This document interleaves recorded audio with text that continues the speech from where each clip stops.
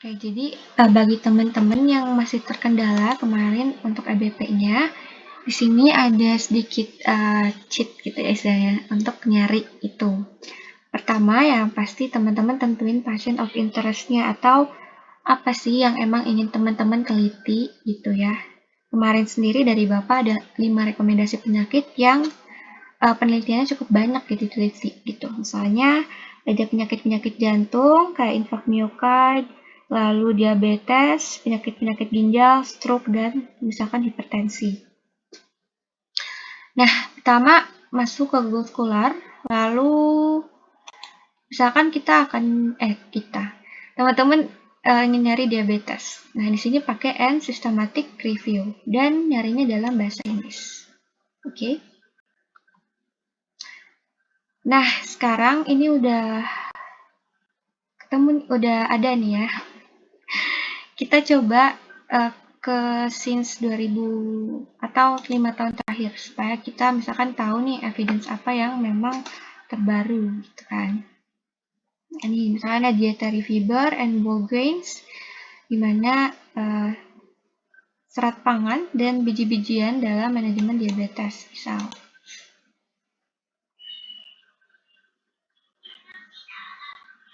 Nah, teman-teman hanya baca judulnya aja gitu, tapi kita juga perlu tahu nih, misalkan ini tuh tentang apa dan outcome-nya kira-kira nanti gimana gitu. Oke, misalkan di sini ada nih background-nya. Teman-teman bisa baca nih, lalu conclusion-nya. Misalkan ini tuh nih resulting in improvements in measure of glycemic control. Gimana sih terhadap perbaikan pada glycemic control-nya gitu ya. Gitu. Jadi teman-teman ada gambaran untuk PICO-nya gitu ya istilahnya.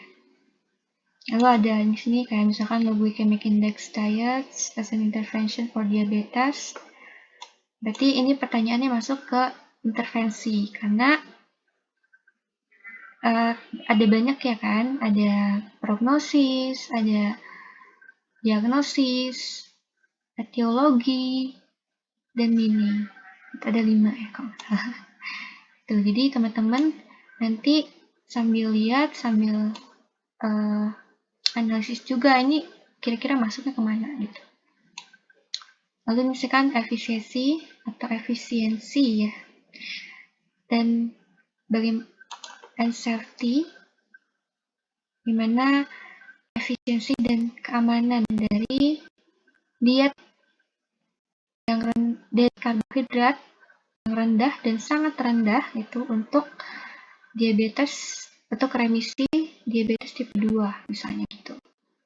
Kalau teman-teman masih bingung karena ini bahasa Inggris, kita bisa blok ini aja terus klik kiri di laptop atau mouse teman-teman, nanti muncul translation to Indonesia.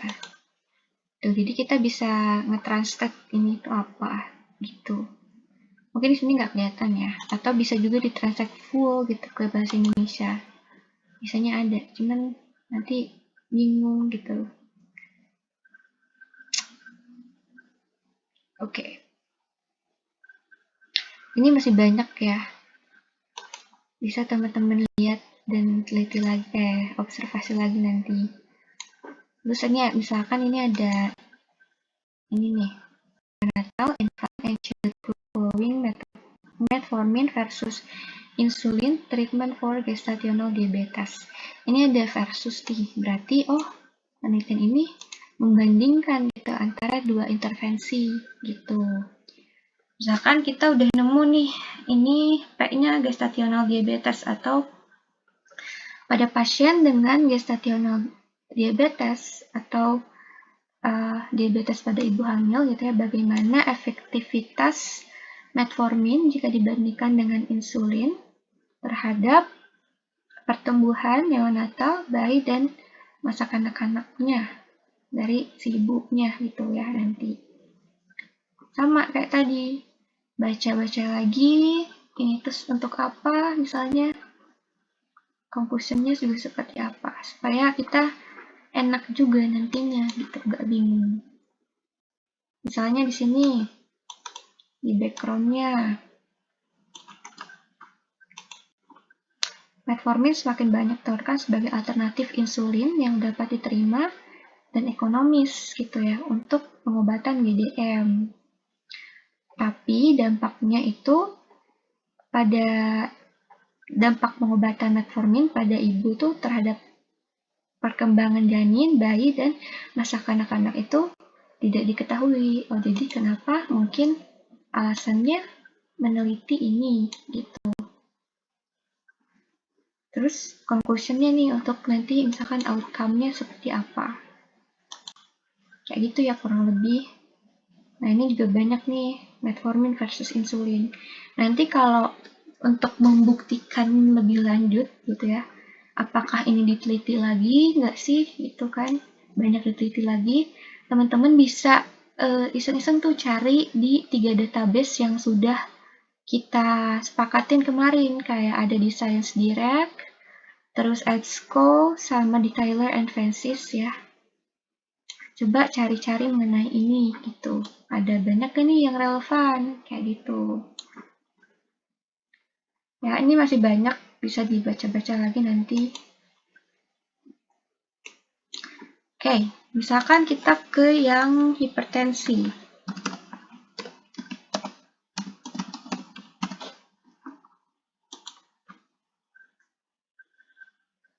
Oke, ini juga banyak nih, ada physical activity katanya, to prevent and treat hypertension.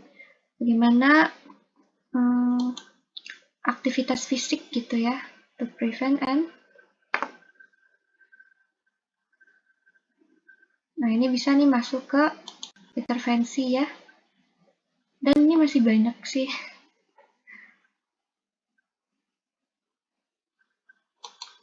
Kurang lebih gitu caranya.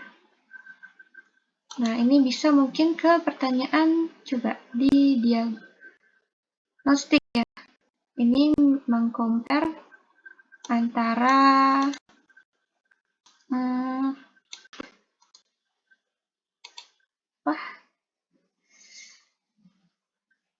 pengukuran tekanan darah otomatis ya dengan metode pengukuran tekanan darah lainnya untuk mengidentifikasi pasien dengan kemungkinan hipertensi. Ini bisa mungkin ke pertanyaan diagnosis ya.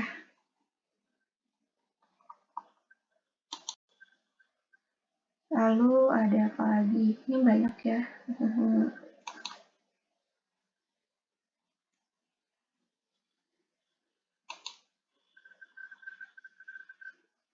Nah, mungkin ini efektivitas of home visiting on patient with hypertension.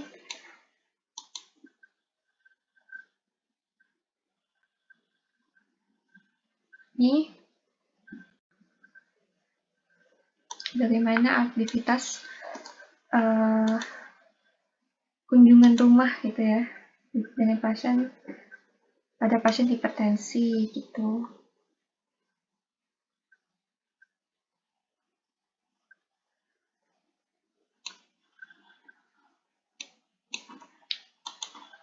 Oke, mungkin itu ya untuk tutorialnya. Nah, misalkan yang nyokot infak.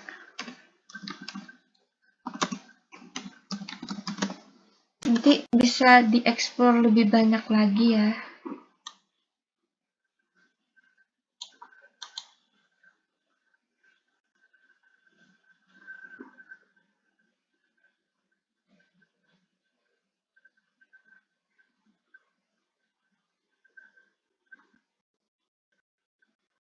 Nah, ini juga bisa mungkin masuk ke pertanyaan prognosis. Nah, ini udah ada nih. Prognostic impact katanya.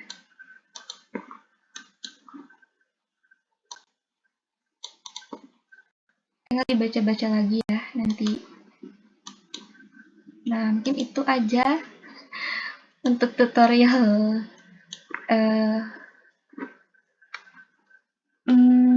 mencari topik gitu ya yang masih terkendala di situ. Bisa coba mungkin cara ini. Dan Nanti lihat di ketiga database itu ya, supaya kita tahu ada yang relevannya atau enggaknya gitu. Dan repeat terus gitu aja sampai ketemu yang cocok. Oke, mungkin itu. Mohon maaf kalau misalkan penjelasannya kurang ataupun apa. Ya, gitu. Terima kasih dan tetap semangat. Mohon maaf kok salah.